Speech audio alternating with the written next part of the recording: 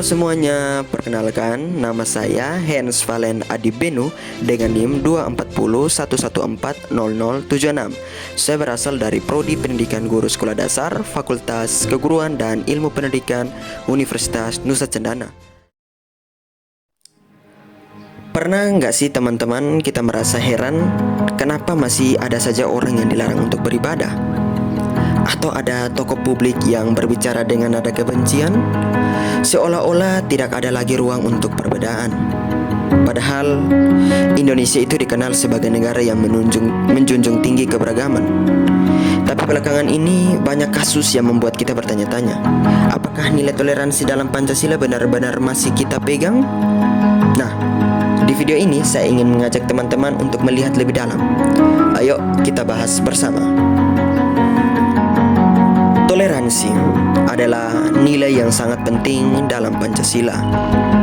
Kita bisa melihatnya dengan jelas, terutama pada sila pertama Pancasila, yaitu ketuhanan yang Maha Esa, di mana sila ini menjamin untuk kebebasan setiap orang untuk menjalankan agamanya. Sila yang ketiga, Persatuan Indonesia, di mana sila ini mengajak untuk kita semua hidup rukun di tengah perbedaan. Tapi kenyataannya tidak semua orang bisa merasakan itu dalam kehidupan sehari-hari mereka. Ada dua kasus intoleransi yang akan saya bahas dalam video ini. Yang pertama, kali ini larangan beribadah harus dialami oleh Jemaat Persekutuan Oikumene Umat Kristen atau POU di Kabupaten Tangerang, Banten. Mereka melaporkan kasus ini ke Wakil Presiden Gibran Rakabuming Raka melalui posko pengaduan lapor Mas Wapres. Kasus di mana larangan ibadah di Tangerang, yaitu Jemaat Persekutuan Oikumene Umat Kristen. Nah, baru-baru ini Jemaat Persekutuan Oikumene Umat Kristen di Kabupaten Tangerang mengalami pelarangan ibadah. Mereka tidak bisa menjalankan kegiatan keagamaan mereka dengan leluasa, hingga akhirnya mereka melaporkannya ke Wakil Presiden Gibran melalui posko lapor Mas Wapres.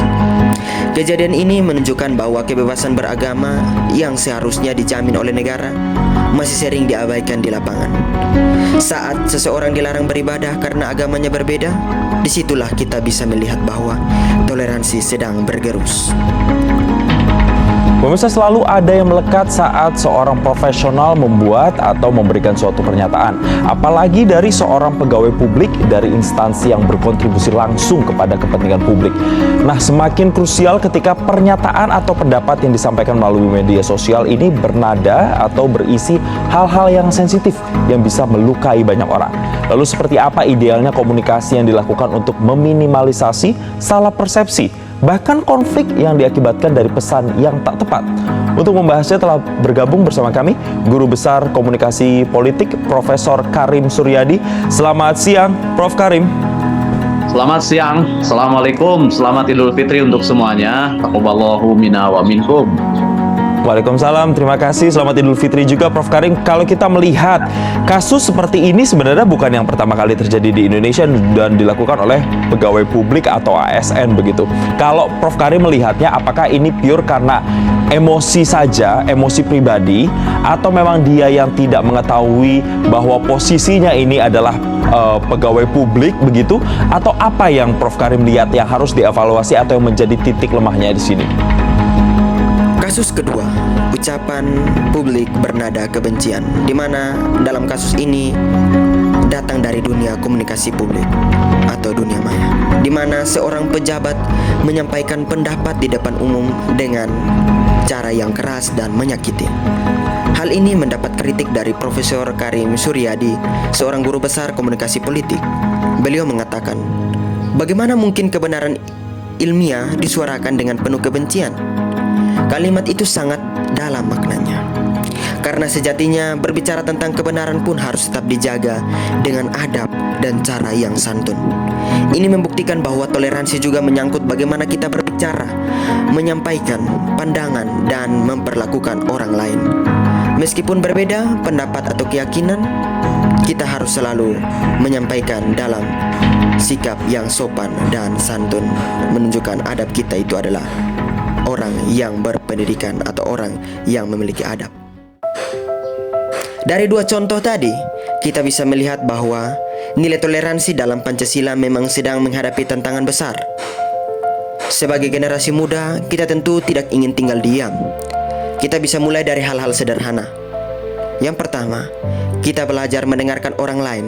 Yang kedua, menghargai perbedaan pendapat.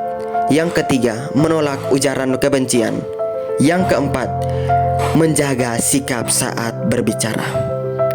Karena Pancasila bukan hanya slogan, tetapi cermin dari kata kita hidup bersama di tengah keberagaman. Saya, Hans Valen Adi Beno, mengucapkan terima kasih yang sebesar-besarnya kepada ibu dosen saya, Ibu Kevi Listiana Francisca Taneo, SH.MH, atas tugas proyek UAS dalam mata kuliah kewarganegaraan. Proyek UAS ini sangat bermanfaat bagi saya dan dapat memberikan saya banyak pelajaran berharga, terutama dalam menumbuhkan dan meningkatkan sikap toleransi dalam kehidupan sehari-hari saya. Saya juga mengucapkan terima kasih kepada teman-teman serta seluruh penonton yang telah menyimak video ini.